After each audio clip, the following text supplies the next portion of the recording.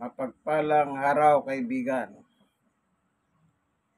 Ito po ang inyong kaibigan kay Jesus, Brother Manny Bautista. Alam niyo po, sa aking karanasan, sa aking madalas na pagpapatutuho ng salita ng Diyos sa iba't ibang lugar, sa harap ng maraming tao, hindi po ako namimili, man lugar yan. Basta ang aking ginagawa ngayon, magbuhat po ng makilala ko ng tuluyan ng Panginoong Yesus na tagapagligtas. Parang naramdaman ko po yung apoy na yung sinasabi ng Panginoong Yesus. Ang ating sasabihin sa tao, may papangaral sa tao, lalo na kung may problema, yung mga sakit, nung dumating ang COVID-19, wala tayong ibang ipapangaral sa tao, kundi ang Panginoong Yesus lamang. Kasi pag ipangangaral mo ang Panginoong Yesus, malaki po ang impact nito sa mga tao. Naalala ko nung araw, nasa isang tanggapan po kami ng isang city councilor sa District 1 ng Tondo. Meron po akong lakad na letter doon sa councilor at meron din pong dumating na isang babae. Hihingi siya ng tulong sa councilor para sa kanyang kapatid na may karamdaman. So habang naghihintay po kami, meron po akong pinabasa sa kanya sa Biblia. Yung mga ginagawa ng Panginoong Yesus sa kanyang panahon, sa kanyang ministry. Yung babae po, naluha siya. Tumulo po ang kanyang luha. Kasi pag makita mo yung gawa ng Panginoong Yesus, maluluha at maluluha ka talaga eh. Hindi mo man gustong umiyak, yung luha mo kusang lumalabas sa iyong mga mata. Ako karanasin ko rin po yan eh. Sa amin pong mga pananalangin, talagang tumutulo ang luha. Hindi mo sasabihin gusto kong umiyak. Hindi po. Talagang luluha at luluha ka sa kagalakan. Tears of joy na gawa ng Panginoong Jesucristo. Kaya lagi ko po siyang ipinapatutuho. Ang sabi ko po sa mga tao, kung ano yung nakasulat sa Biblia tungkol kay Jesus, kailangan paniwalaan niyo pong lahat yun. Huwag kayong mamili kung alin lang ang parang porsyonada ninyo, parang feeling ninyo, yun ay angkop sa iyong reliyon. Hindi. Isang tabi mo yung reliyon mo, yung simbahan mo. Isang tabi mo yan. Tanggapin mo si Jesus kung ano sinasabi ng banal na kasulatan about Jesus. Tanggapin mo lahat. Huwag kang mamili. Kasi yun ang magiging bunga ng iyong pananampalataya. Sa mga pagpapatutuho ko, ako'y nagagalak din naman. Halimbawa, nang dumating po yung mga pandemya, anong sabi ng Panginoong Jesucristo? Ito po, bago tayo papalahot sa pagbabasa ng Biblia, ito po Poimen Bible, ang Biblia ng mga pastor. Hindi po ako pastor. Kaya ginagamit ko ito, baka sabihin nyo, ba't mo ginagamit siya? Pampastor pala yan. Itong Biblia, pang lahat, hindi siya namimili ng tao. Hindi gaya ng sinasabi nila ng iba, ay kami lang ang may karapatan. Kasi ministro kami o pastor kami. Ang salita ng Diyos para sa lahat ng tao. Ano man ang iyong kalagayan sa buhay. Go on. Magbasa ka. Ako lagi ko po sinasabi, magbasa kayo ng Biblia. Huwag lang kayong nakikinig. Panginoon Diyos, sa aming Ama, minsan pa, samahan mo po kami sa aming pagbubulay ng iyong salita, sapagkat ang iyong salita ay mapapanaligan ng bawat mananampalataya sa iyo. Salamat po sa gawin ng Santong Espiritu upang siya magpatuto sa aming kalagitnaan. Salamat po sa ngalan ni Jesus. Amen. Yung Biblia sa panahon ng pandemic, ang sabi ng Panginoong Hesus, tignan po natin naman kung ano ang kanyang sinabi. Okay? Kinuha ko lang po ito para sigurado na hindi ako bagamat maliwanag, iba pa rin yung kahit pa paano matiyak natin. Ang sabi ng Panginoong Hesus dito sa Lucas 21:11, magkakaroon ng malalakas na lindol, tagutom, at mga salot sa iba't ibang dako. Yun. Ang sabi ng Panginoong Yesus, may salot nung sinangangaral. Kapag may salot, anong gagawin mo? Sa verse 13, ang sabi ng Panginoong Jesucristo, iyon ang pagkakataon ninyo upang makapagpapatutuho tungkol sa akin. Pag may mga salot na dumarating sa buhay ng tao, ano man yan? Problema, salot yan. Lahat ng nangyayaring hindi mo kursunada sa buhay mo ay para kang sinasalot sa buhay. Anong sabi ng Panginoong Yesus? Iyon ang pagkakataon mo. No. Iyon ang pagkakataon ninyo, yung ninyo sa mga alagad, upang makapagpapatutuho sa akin. Sino ang ipapatutuho mo sa mga tao? Ang sabi ng Panginoong Yesus, ako. Ang problema po sa mga reliyon, sulpot o naglitawan. Sabi po sa social media, sulpot. Hindi ko alam. Ano yung sulpot? O baka naman sumulpot lang bigla, parang kabuti. Yung sinasabi nila, kumulog kumiglat, kinabukasan tumubo ang mga kabuti. Ang pinapatutuo nila, yung simbahan nila, yung doktrina nila, yung aral nila, yung puno nila, mga ministro nila, silang pinapatutuo. Para bang yung mga pinapatutuo nilang ito na yung Diyos sa kanila. Hindi po, ang sabi ng Panginoong Yesus, ang ipatutuo ninyo ay ako. Kaya ako po, ginagawa ko, pinapatutuo ko ang Panginoong Yesus sa aking pagsishare o pagbabahagi ng salita ng Diyos sa Biblia. Kaya ako po, natural sa akin, lagi akong may dalang Biblia. Saan man ako pumunta. Bakit kailangan may Biblia ako? Unang-una, naniniwala ko yung salita ng Panginoon Diyos ay nakatala sa Biblia. Tingnan nga natin yung isang talata, no? Totoo nga ba? Pwedeng panaligan ng salita ng Diyos. Babasahin ko po, yung nakasulat sa Kawikahan. Dito po. Kawikahan. Anong sinasabi po dito ng kasulatan? Basahin ko po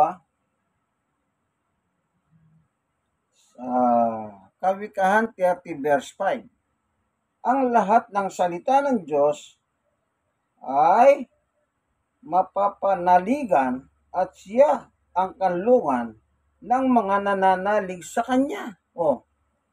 Mapapanaligan. kanlungan ng mga nananalig sa Kanya. O kung naniniwala po ako sa Diyos. Kaya lagi ko sinasabi, may dala akong Biblia kahit saan ako magtungo. Kasi bawat pupuntahan ko, may tao. Hindi ako namimili ng crowd. Sobrang crowd, konti lang, anong lugar. Basta may tao, nagsishare po ako ng salita ng Panginoong Jesucristo. Oh. Kasi yun ang sabi niya eh. Kasi, tignan niyo po, kung minsan nag-uhumpo ka ng mga tao, yun pala ang kanilang tinidiscuss ay tungkol sa mga problema ng buhay nila. O kaya, sige, wag na natin sabihin ganon. Malay mo kapag sinyer mo si Jesus, yung palang isang tao, may problema pala. Kapag narinig niya si Jesus, anong sabi ng Panginoong Jesus? Basahin natin po. Ang kanyang pahanyaya. Kaya sabi ko nga po, yung babae doon sa isang tanggapan ng counselor, naluwa siya. Ano po? Siya po pinabasa ko, binigay ko lang, eto basahin mo ito ka. Tingnan po natin sa Mateo 11. Anong sabi ng Panginoong Jesucristo? Ang kanyang pahanyaya sa mga tao. Lumapit kayo sa akin. Kanino ka lalapit? Ang sabi ng Panginoong Yesus, lumapit kayo sa akin. Yung problema po, may problema ka. Lumalapit ka kung kani-kaninong santa or santo.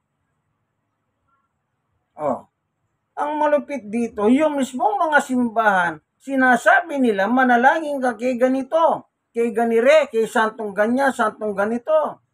Santong babae, santong babae, santong lalaki. Yan pang ibang tinuturo po ng mga simbahan yan eh. Imbis po ituro nila si Jesus kung sino-sinong mga ginawa nilang santo or santa. Hindi po ba ganon? Baka naranasan mo na yan, kaibigan. Nananalangin ka sa mga santo. Lalo na yung mga Pilipinong ginawang santo sa pamamagitan ng canonization. Hindi po kabilang ang mga yan. Ano man ang gawin mo, tao lang yung gumawa niyan. Ginawang santo, pagkatapos dadasalin mo. Kaya ang ipapatotoo mo, sabi ni Jesus, may panahon ng darating ang mga problema, lindol, salot, pandemya, kung ano-ano na. Lahatin mo ng lahat ang dumarating na problema sa buhay ng tao. Ang sabi ni Jesus, iyon ang pagkakataon ninyo sa mga lagad na ipatotoo ninyo ako. Hindi ka pwedeng magpatotoo ng iba. Kasi pag nagpatotoo ka ng iba, halimbawa ganito, pinatotoo mo si Jesus, pagkatapos nagpapatotoo ka pa ng iba, libang kay Jesus, lalabas na antikristo ka. Kasi nilalabanan mo si Kristo para bang kulang pa si Jesus. Kaya nagdadagdag ka. Kaya yung mga santo o santa, dinadagdag mo. Para bang si Jesus sa'yo, kulang. Hindi po kulang, kumpleto na po ang lahat. Kaya sabi niya, ali kayo. Basahin po natin, 11:28. Lumapit kayo sa akin. Hindi niya sinabing lumapit kayo sa mga santa-santo. Ang sabi niya, lumapit kayo sa akin. Tingnan natin.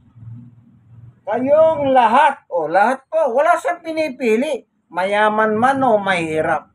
Ano man ang sitwasyon mo o kalagayan sa buhay. Ano man ang kulay mo. Ano man ang reliyon mo. Itong mga ibang reliyon, kung ano-ano kasi mga pangluloko sa kapwa-tao nila eh. Sabi ni Jesus, lumapit kayo sa akin, kayong lahat. Wala po siyang pinipili. Walang diskriminasyon sa kanya. Na nahihirapan at lubang nabibigatan sa inyong pasanin. O ito po, hindi po ba pagka buhol-bulang problema? Ano sabi ng tao? Hindi ko na kaya ito. Kung minsan, ang sabi pa ng iba, mas mabuti pang magpakamatay. At nang matapos ng lahat ng ito, para bang yung pasanin nila sa buhay walang katapusan. Oh, anong naiisip nila? Magpatiwakal. Yung masakit, magpasagasa ka, nadamay tuloy yung yung driver ng sasakyan. Pero yung iba naman po, umiinom ng lason. Yung iba naman, pati yung mga anak, dinadamay. Mga anak niya pa, iinumin niya ng mga lason pagkatapos yung uling iinom ng lason. Para lahat kami, total hirap ang buhay, huwag na lang kami mahirapan.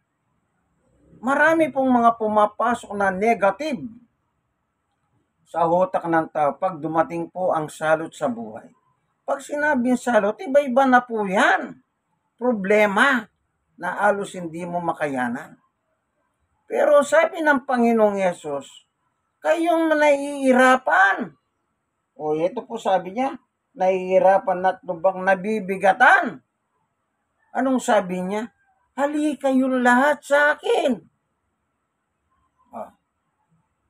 Yun po sabi ng Panginoong Yesus eh. Kaya doon sa Lucas 21:11, na binanggit niya, pag dumating na yung lindol, tagutom, yung salot, yun ang pagkakataon ninyo, ipatotoo ninyo ako.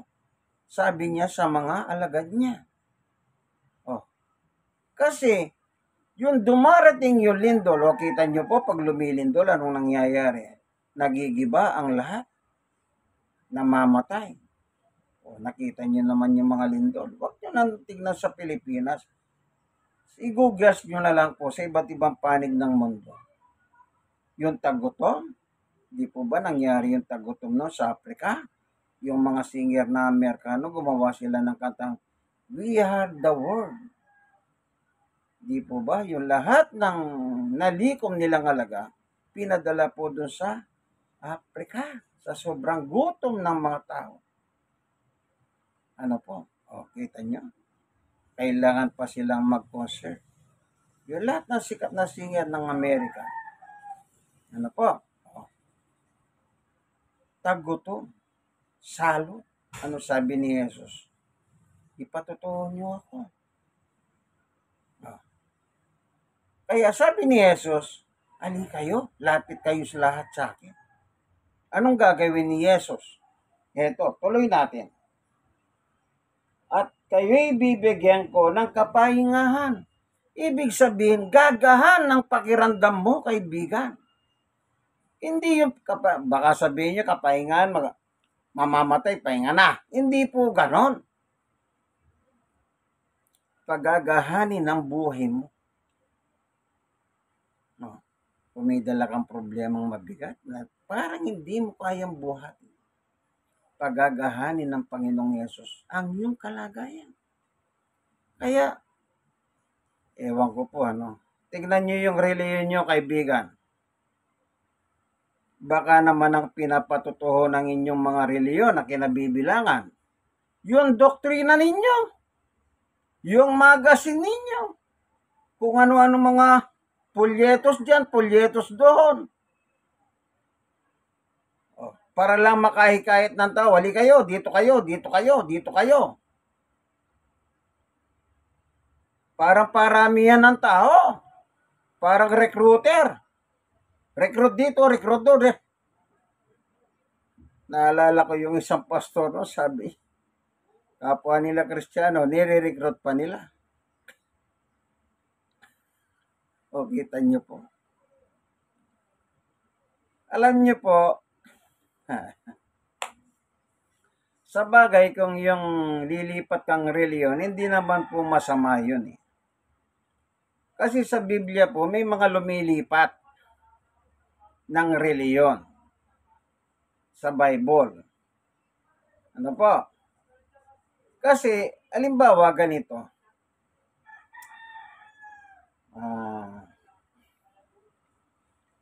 Sana nga po yan, yung may mga history ng paglipat na yan. Tignan nga po natin dito sa gawa, no? Sandali lang po. Wala po akong kodiko o anumang outline. Ako po, direkta ako nagbubuklat ng Biblia at biyaya ng Diyos, pinadadala naman ng Panginoon sa isip ko ang bawat message na sasabihin ko. Ano? Wala po akong ano. Yung iba po, meron pa silang mga kung ano-ano mga dala eh. Ako hindi po, hindi ganoon ano. Dito sa Biblia, nung panahon ng Pentecostes, ang sabi po rito, ay ito, babasahin ko lang ano.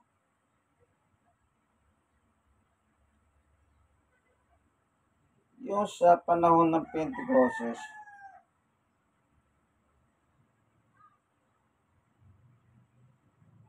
meron po nakalagay dito eh. Basahin nga natin ano. Simulan ko po sa 2:1 no. Nagkakatipon silang lahat sa isang lugar nang sumapit ang araw ng Pentecostes. Walang ano-ano eh. May ingay na nagmula sa langit na tulad ng isang malakas na hangin na napuno nito ang bahay na kinaroroonan nila. 3. May nakita silang parang mga dilang apoy na dumapo sa bawat isa sa kanila. 4. At silang lahat ay napuspos ng Espiritu Santo at nagsimulang magsalita ng iba't ibang wika ayon sa ipinagkaloob sa kanila ng Espiritu. May mga deboto sa 5, may mga debotong Hudyo noon sa Jerusalem na nagmula sa bawat bansa sa buong mundo. 6. Nang marinig nila ang ugong, nagtingi na ng maraming tao na mangha sila sapagkat nagsasalita ang mga alagad sa wika ng mga nakikinig. 7. Sa pagkamangha at pagtataka ay kanilang nasabi, hindi ba mga taga-Galilea silang lahat? Bakit sila nakapagsalita sa atin ng wika? 9. Tayo mga taga-Parsya, Media, Elam, Mesopotamia, Judea, at Cappadocia, Ponto at Asya. 10. Mayroon pa sa ating taga Phrygia at Pampilya at Ehipto sa lupain ng Libya na malapit sa bayan ng Cyrene at mga nagmula sa Roma at Tudyo at mga hentil na naikayat sa pananampalatayang Udyo. O kita nyo po, yung mga hentil naikayat ng mga Hudyo. Kaya sila, mula sa pagiging hentil, lumipat po sila sa mga Hudyo. Ibig sabihin, yung reliyon ng kanilang kinabibilangan, iniwan nila at lumipat sila sa reliyon ng mga Hudyo. Ito po, at mga hentil na nahikayat sa pananampalatayang Hudyo. Kaya kung yung lilipat ka sa isang reliyon, hindi naman po nagiging kabigatan sa iyo yan. Halimbawa, ganito. Halimbawa, yung reliyon mo. Ako, hindi ko po sinasabing lumipat kayo. Hindi ko rin sinabing lumipat kayo. Nasa empasya yan, ano? Binasa ko lang po, meron talagang lipatan. Ayon sa Biblia. Kung gusto mo lumipat, kailangan suriin mo yung lilipatan mo. Baka naman yung lilipatan mo mas malala sa kinabibilangan mong reliyon. Timbang-timbangin mo rin siyempre. Hindi basta, halimbawa, may lumapit sa iyo. tinanong ka, anong paniwala mo kay Jesus? Pag sinabi mong Diyos, yung lumapit sa iyo, ang sasabihin, ay hindi Diyos yan. Ikaw ngayon, mag-isip ka. Samantalang yung paniwala ng reliyon mo, si Jesus ay Diyos. Pagkatapos may lalapit, hindi Diyos si Jesus.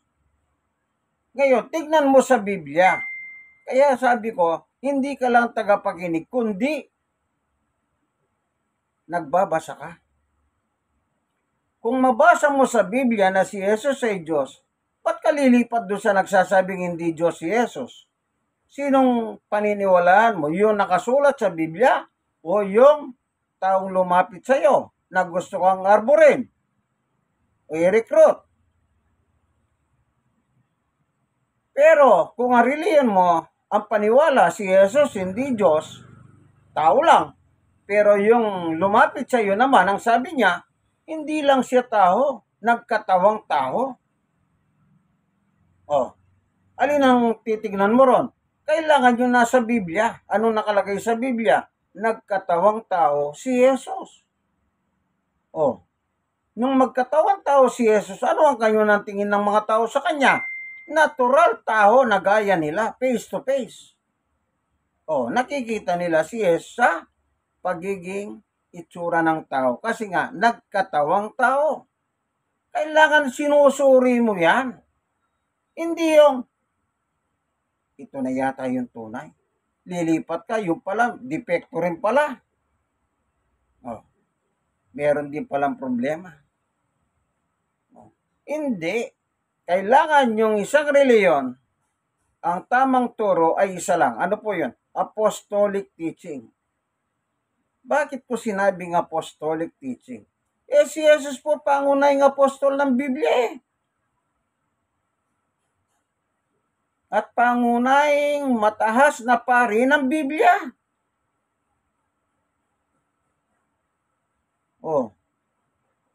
Meron kang kinikilalang mataas na pare. Mas matahas si Jesus. The high priest of our faith is Jesus. Kailangan siya lang kikilalanin mo. Huwag kang... Yan ang malaking problema po no? Tignan natin sa English. Sandali, kukunin ko po yung English ko, Meron kasi akong English na Bible. Para makita nyo, English Tagalog. To be fair, po? Ito po, King James Version, Diglot. Ito po.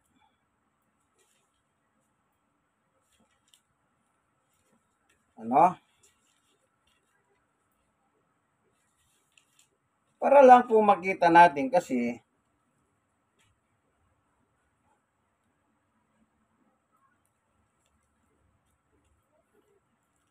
yung Biblia ng pastor, ng mga pastor, Tagalog lang po yun, Ito, English Tagalog. Tignan natin sa Hebreo, sa chapter 3. Hindi ko po sinabi sa inyong huwag nyo namang i-promote ang mga pare. Wala po sinasabing ganyan. Pero kung meron kang kikilalaning pare, isa lang, ang Panginoong Jesucristo. In Christ alone. Basahin po natin, yung magnifying. Malilita sulat po nito Kasi English Tagalog siya, Diglot. 3. Hebreo 3. 1. Kaya, mga banal na kapatid, mga may bahagi sa pagtawag ng kalangitan, inyong isipin ang apostol at dakilang saserdote na ating kinikilala, si Jesus. Yun Sa English, therefore, holy brethren, partakers of the heavenly calling, consider the apostle and the high priest of our profession, Christ Jesus. The high priest, dakilang saserdote. Wala na pong tataas pa dyan. Ang mahirap po, nagpo-promote pa po kayo mga mas mataas, parang mataas pa sa kanya. Ito ang aming Santo Papa. Hallelujah. Dapat, kaya nga sabi ni Jesus, ako lang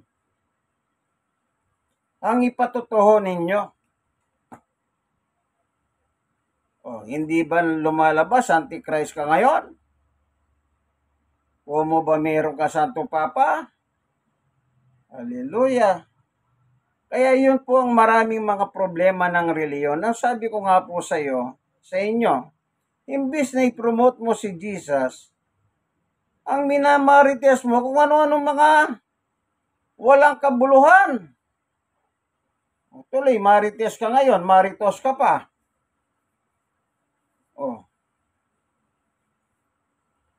Wag po kayo.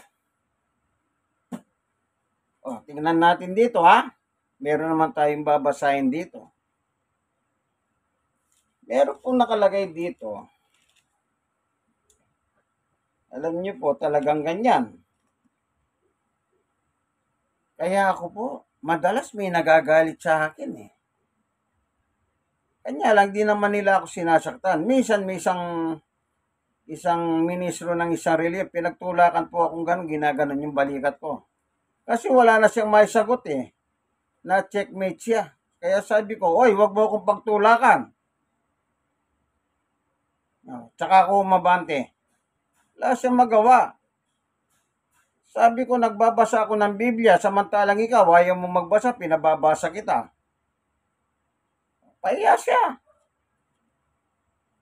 Tignan po natin ang nakalagay sa Biblia pa. Ito po. Sa ikalawang sulat ni Juan, 1:9, ang hindi nananatili sa turo ni Kristo, kundi nagdaragdag pa dito. O kita nyo?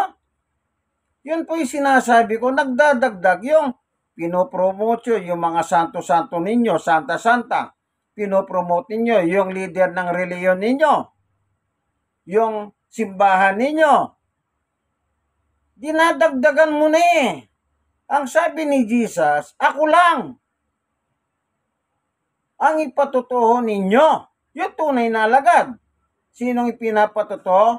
Si Jesus. Ang problema, pati yung kanilang mga leader na simbahan, pinabanggit nila. Kaya lumalabas sila sa, ano sabi ni Pablo? Mamaya babasahin ko po yun. Yun, dumating na naman sa isip ko. Tapusin lang natin ito.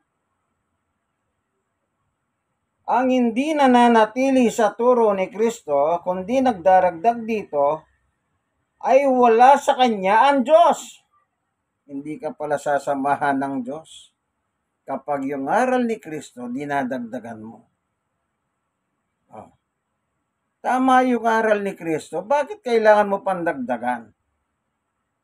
Kailangan mo pang tumawag sa mga ibang santo o santa na ginawa nyo lang.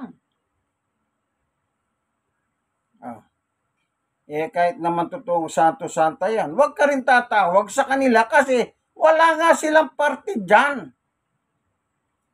Hindi po ako nagagayit, nakangiti ako. Tuloy natin. Sino mang nananatili sa turo ni Kristo ay nasa kanya ang Ama at ang anak. Kita nyo po? Kapag yung aral ng Panginoong Yesu-Kristo, ang yun dala, wala nang iba. Sasayo ang Diyos, sasayo ang Panginoong Yesu-Kristo. Pero pag hindi mo dala, o dinadagdagan mo, nakalagay sabi ni Juan nagdaragdag. Sige nga po, ulitin natin, buuin na natin. Ikalawang 1:9, ang hindi nananatili sa turo ni Kristo, hindi, kundi nagdaragdag dito ay wala sa kanya ang Diyos. Period. Sino mang nananatili sa turo ni Kristo ay nasa kanya ang Ama at ang Anak. Period. Kapag clockwise, pag hindi mo sinunod ang aral ni Kristo, ang sasalakay sa iyo si Satanas. Siyang mag-aari sa'yo. Kasi hindi ka naniniwala kay Jesus. Sinasabi mo nga, manalangin kayo kay Jesus, pagkatapos nananalangin ka sa mga santo-santa. O kung kanino pa. Antichrist ka. Siyempre, pag antichrist ka, kalaban ka. O yung kalaban ni Jesus ang dadalhin sa impyerno. Kasama si Satanas. At saka yung kanyang mga anghel na mga sinungaling. Okay. Yung basahin ko po. Dito naman sa King James. Sabi ni Pablo, ito po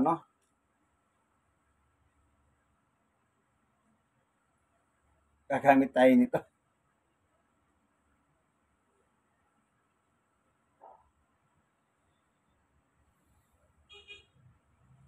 Sa unang Korinto 4:6, ang mga bagay ngang ito, mga kapatid, ay inianyo ko sa alimbawa sa aking sarili at kay Apolos dahil sa inyo, upang sa amin ay mga tuto kayo na huwag magsigit sa mga bagay na nangasusulat.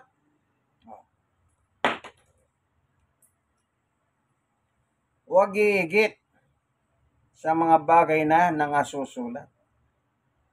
Yung nakasulat, huwag mong igitan.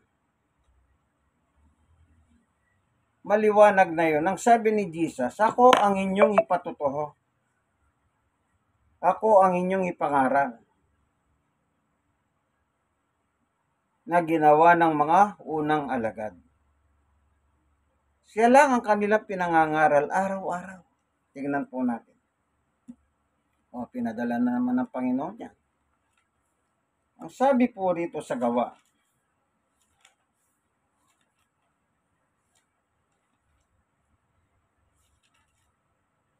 (4:12).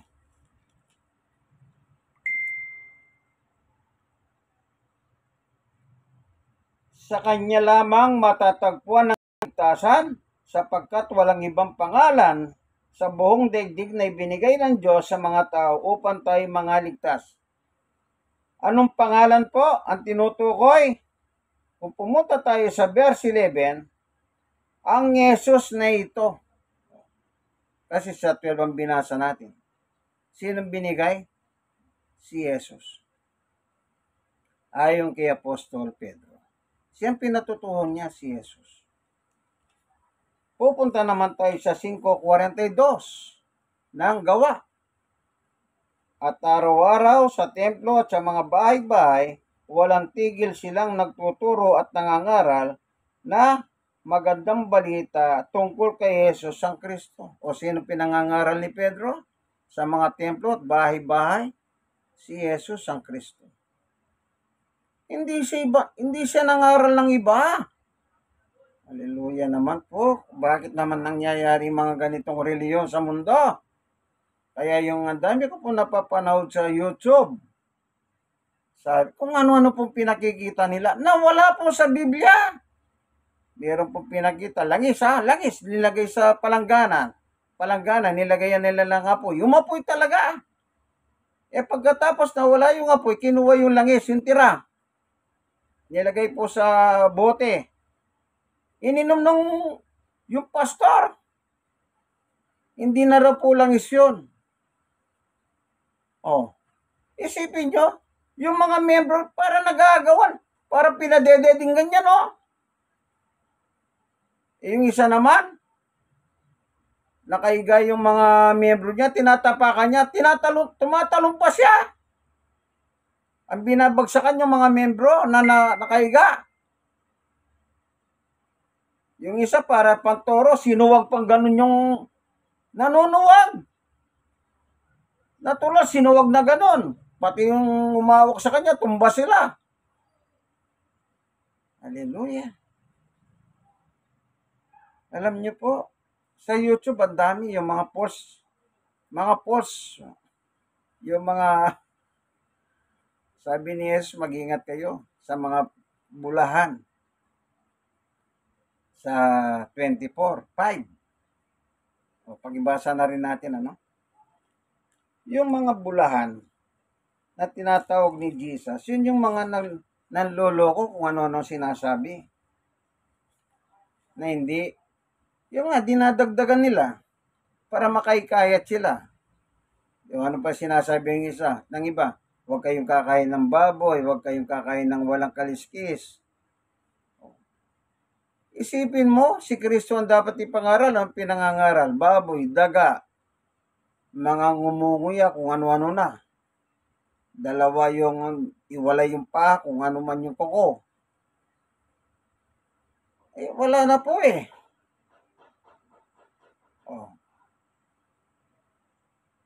Ito. Sabi ng Panginoong Yesus, maraming paparito sa pangalan ko at magpapanggap na sila ang Kristo at marami silang maililigaw. Sa 11, maraming mga mapagpanggap na propeta at lilitaw at ililigaw ang mga tao. Kita nyo po?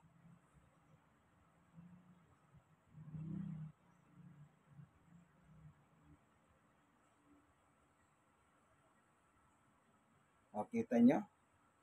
Maraming lilitaw. Kaya ang dami na po, mga sekta ng reliyon. Ilan lang yung sinabi ko, yung mayor pa rito sa Pilipinas. Siya daw ang appointed son. Siya nag-appoint sa kanya sarili. Hindi sina-appoint. Sinungaling nga yun eh. Wanted pa. Napapanood sa balita, wanted. Pagkatapos, lilipat ka ron. Yung isa naman nagsasabi, hindi Diyos si Jesus, lilipat ka ba ron? Yung isa naman, wag kang kakain ng baboy, wag kang kakain ng kawang kaliskis, biyak ang kuko, lumunguya, lilipat ka ron?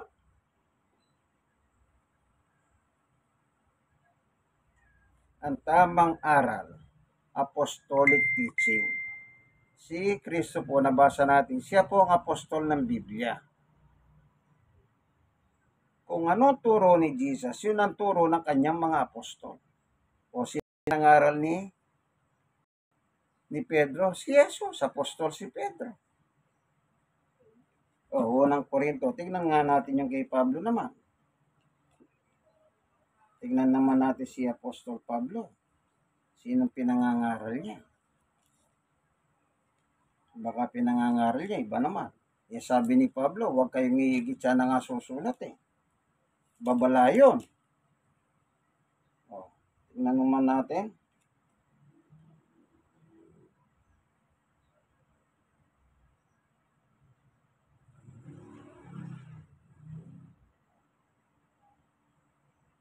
Sa unang Korinto 1:23. Ngunit ang pinangangaral namin, kita nyo? Yung grupo ni Pablo. Sinong pinangangaral? Ito, namin. Ulitin ko. Ngunit ang ipinangangaral namin ay si Kristo na ipinako sa krus, na para sa mga Hudyo ay isang katitisuran. Kita niyo po? Hindi naniniwala ang mga Hudyo eh. At para sa mga Hentil ay isang kahangalan. Yung mga Hentil, makasalanan. Yung mga Hudyo, ewan ko. Yung mga Hudyo, kontrabida nga kay Jesus, sila yung nagsabing ipako sa krus yan. Kahangalan si Jesus sa kanila. Ganon din sa mga Hentil. Pero sabi ni Pablo, kami, ang pinangangaral namin si Jesus napako sa krus. Yung mga iba reliyon ngayon, anong pinangangaral nila? Ay hindi, napako sa krus yan. Sa poste. Kaya misa sabi ko, anong poste? Poste na Meralco? Ay hindi pala poste. Tulos. Diretso, tulos. Parang posting nga naman ng Meralco. Sabi ni Pablo, napako sa krus. Sabi naman ng mga ibang reliyon, Pablo, sa tulos, hindi sa krus. Oh, lilipat ka ba ron? Kanino ka maniniwala? Yung founder nilang Amerikano? Yung huwag kang kakain ng baboy, ng daga, nung kung ano, na founder niya, Amerikana? Doon ka lilipat? Kunwari, may Kristo-Kristo sila. Yung nagsasabing hindi Diyos si Kristo, may Kristo din sila. Baka naman yung Kristo sa sabungan ng kanilang Kristo. Oh. Tandaan po natin, nagbabasa lang po tayo ng Biblia. Sa aking pagbabasa sa in public, marami nagagalit. Sabi nila, huwag kang manira ng reliyon. Paninira ba yung nagbabasa ka lang? Sabi ko sa kanila, binabasa ko lang ang Biblia, paninira na ba yon? Oh. Talagang marami pong nagagalit. Pero biyaya naman ng Diyos, hindi naman sila nananakit. Salita lang. Pero ganun pa man, sabi ko sa kanila, pag magalit kayo sa akin, kinakalaban ninyo ang Diyos. Bakit? Sabi ng Kawikahan 35, yung salita ng Diyos mapapanaligan. Kaya ako po sinishare sa kanila ang salita ng Diyos. Siyempre, natural, madadahanan mo yung iba't ibang klaseng aral. Halimbawa, meron akong babasahin. Doon sa sulat ni Propeta Isaias. Tingnan po natin, no? Talagang meron masasaktan talaga. Pero talagang ganun eh. Ano po? Talagang may masasaktan. Kaya nga kay Jesus nasasaktan sila. Kaya sabi nila, ipako nga yan sa krus. Kasi nasaktan sila. Tingnan natin. Kung hindi sila nasaktan, wag mo na yung Isaias. Biglang pumasok sa akin na naman po itong talatang ito. Dito, King James. Sige po, Mamaya yung Isaias, doon natin kukunin. Tingnan natin dito. Sa panahon ng Pentecostes, balikan natin yung Pentecostes, Gawa 2. Anong sabi po rito? Tingnan, nangangaral po sila Pedro noon sa araw ng Pentecostes. Nangasaktan sila. Ang sabi po rito, sa ito, 36, nang marinig nga nila ito, ay nangasaktan ang kanilang puso. Nangangaral po sila Pedro sa araw ng Pentecostes. Kasi, yung espiritu ng Diyos na sumani po sa kanila, nagdilang anghel. Mukhang dila na nagsibagsak po sa kanila. Kaya sila nangaral sa panahon ng Pentecostes. Kaya nasaktan po sila. Ito, kita nyo po na nakalagay? Gawa 2:36 sa King James Version ko po binabasa. Anong nakalagay?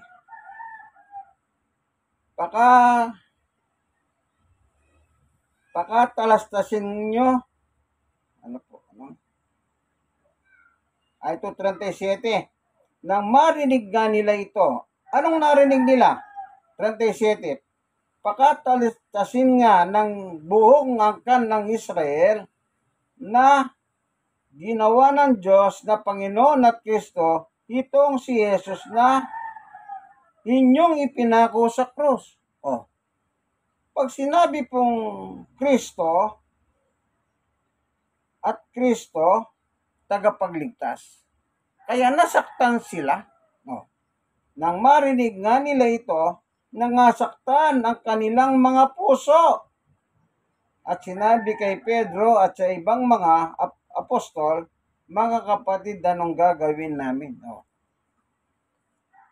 Talagang masakit po ang salita ng Diyos na nakasulat sa Biblia. Hindi ka dapat magalit. Kaya lagi ko sinasabi, magpasalamat po kayo. May nagpapatotoo ng salita ng Diyos na hindi pinuputol o hindi dinadagdagan, hindi binabawasan. Oh, nasasaktan sila. Limbawa, yung may ribulto. Sabi naman Diyos huwag kang gagawa ng ribulto. Pag sinabi mo yon, galit sila. Kasi meron silang mga ribulto. Sabi nila, huwag kang manira ng reliyon. Paninira ba yung sinasabi mo yung nakalagay sa Biblia? Tignan nga po natin sa 20 ng Exodo. Huwag kang gagawa ng imahen. Ano po yung mga imahen? Mga ribulto na gawa ng kamay ng tao. Huwag kang gagawa ng imahen ng anumang nilalang na nasa langit, nasa lupa, at nasa ilalim, nasa tubig upang sambahin. 5, huwag mo silang yuyukuran ni sasambahin, sapagkat akong si Yahweh na yung Diyos ay mapanigbubuhing Diyos. Kita nyo po. Sino po may sabi yan? Diyos. Imahen. Pag nabanggit mo yon, nagagalit. Huwag kang manira ng reliyon. Ano sabi nila? Hindi kami naniniwala. Hindi raw sila naniniwala. Nakasulat naman sa Biblia. Kaya minsan nasasabi ko, sige kung di ka naniniwala, pag nagkasakit ka, huwag kayong magdasal sa Diyos. Di kayo naniniwala sa salita ng Diyos Di sila makakibo Sabi ko, nagbabasa ako. Hindi ako nagyayabang. Binabasa ko lang bago makalimot yung Isaias na binanggit ko. Tingnan po natin isa pang ito. Kinagagalit ng iba ito.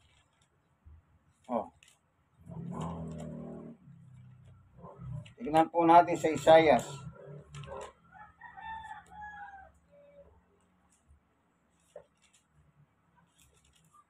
Ayan, malapit na po tayong matapos. Praise the Lord. Isaias. Libro ng Isaias. Ito po. 66. Isaias 66. Verse 17. Ang sabi ni Yahweh, malapit ng wakas ng mga paglilinis ayon sa tuntunin ng mga pagano, ng pagsambang pagano. Sumasama sa nagpo-prosesyon. Pag nabanggit mo yung prosesyon, galit sila. Nakalagay po, binasa ko lang Sumasama sa prosesyon. Yung pala, pagsambang pagano. Yung palang prosesyon, pagsamba. Kanya lang sa pagano. Hindi sa Kristiyano. Yung prosesyon. Ano daw po nakalagay? Naglilinis. Naglilinis pala sila. Sa prosesyon ay uri ng pagsamba. Ulitin natin. Ang sabi ni Yahweh, malapit na ang wakas ng mga paglilinis. Malapit na daw magwakas yon. Anong magwawakas? Ito. Ng mga paglilinis ayon sa tuntunin ng pagsambang pagano. Matatapos din po pala yan. Sumasama sa nagpo-prosesyon patungo sa sagradong Arden. Hindi po ba may mga Arden talaga? Sila. Kahit sa Arden lang, nakakapag-prosesyon sila nakakapag nobena. Hindi po ba? Pagkatapos magagalit sila.